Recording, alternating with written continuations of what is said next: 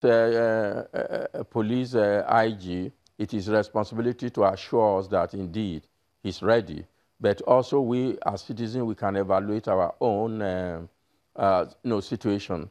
Of course, they would deploy to every state, but how capable would that deployment in respect of ensuring safety at every polling station, both before, during, and after elections? The police have not recruited for many years, so how many people do they even have to deploy? So the question is about personnel. How many are available? We have about, I think, over 120,000 polling units. How many police officers are available for deployment? If you take the number of about 280,000 police officers, as the strength of the force, and if on the very conservative, you take 60,000 out of that as having been attached to politicians, and then another 20,000 for other operations, then you actually don't have 200 people to deploy.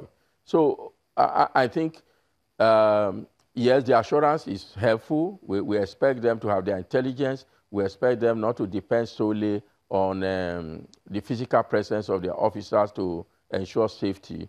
But I think the assurance itself is not reassuring sufficiently. And I think he has to continue to be encouraged to make sure that he does not rest on those promises, believing he has enough staff, enough personnel.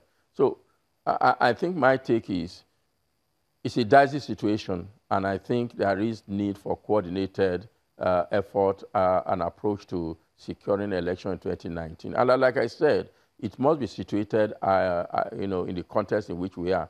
In countries which do not encounter serious security problem, there isn't major mobilization for election. It's like a routine day. It's like the way we go to ATM to withdraw money. That's the way election is conducted. So okay, Prof, if I may come in here, technology. Prof, if I may come in here, when you started earlier, you talked about the desire of the INEC chairman and looking to see a joint decision-making body, sort of, for the elections in terms of deployment. But if we go by the Constitution, the sole responsibility for the elections is given to INEC. In other words, anybody that needed to be deployed had to be deployed by INEC itself. So that means, if we're going by that, it then means that even the police and all of the other organs of government, as far as it concerns the elections, answer to the INEC chairman and the INEC body. Do you think that can be brought into play here? Yes, it has. It has always been there as a rule. For example, at the police polling unit, it is the presiding officer, or, the officer in charge of the polling unit that directs the police, posted to that point, which is part of the reflection of the provision you just cited, that the INEC is in charge of elections. They are merely assisted by security agencies, and security agencies, assisting them are under their control. But practically, if you are talking about deploying 280,000 to, it's a very complicated activity. And also these officers are, even in terms of having their names, having their identity, some of these can only be known at the divisional police, the divisional command level, at the state level.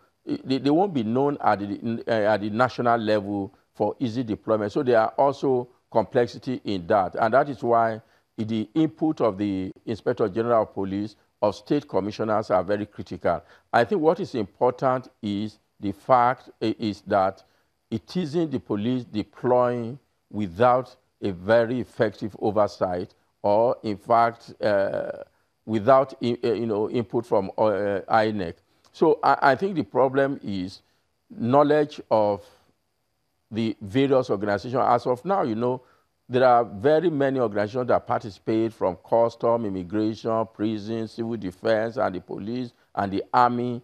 This is a complicated arrangement, and it's going to be difficult for INEC to have full mastery of that. But I think the conception must be strengthened that I'm in charge as INEC. And therefore, I have overall responsibility for even security that is, being used for election. Okay. And therefore, I want to see how many polling units, I have this number of polling units. I want to see how many officers will have to be deployed and how they are going to be deployed. I think that's what I think they're going to be on the table between the IG and the INEC chairman. But okay, don't forget Prof, let's answer this other part of it. So let's see if we can work out a solution.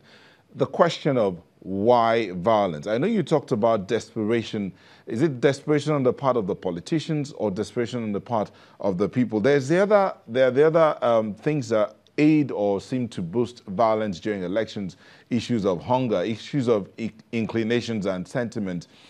If these are things, agreed that these are things that add or boost election violence, how can we get them resolved or ensure that we do not have violence during the elections?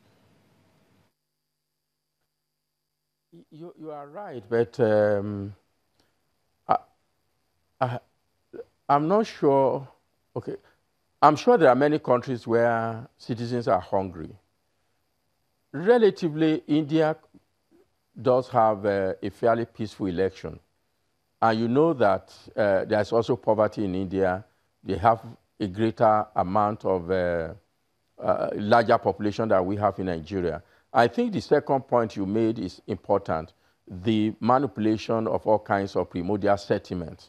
So when people go there, it's not because they are hungry, but they've been told that if we win and you belong to our group, either ethnic, religious, or communities, we will improve your lot. And that is a major issue that we need to look at.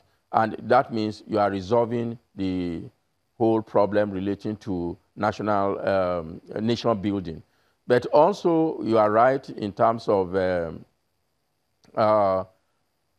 politicians being able to use this effectively. I don't think it's something you can resolve overnight, but I think a lot of reorientation that is about the value of election, I think is important. And that's why my paper yesterday actually tried to paint, try to discuss what is election in democracy. If citizens are aware that this is part of their own identity, that on a particular day, I'm equal to every member of my society, that on election day, I actually have opportunity to decide who governs me, that on election day, I can retire the senator or the rep or the councillor that, claim to represent me, but have not done that properly.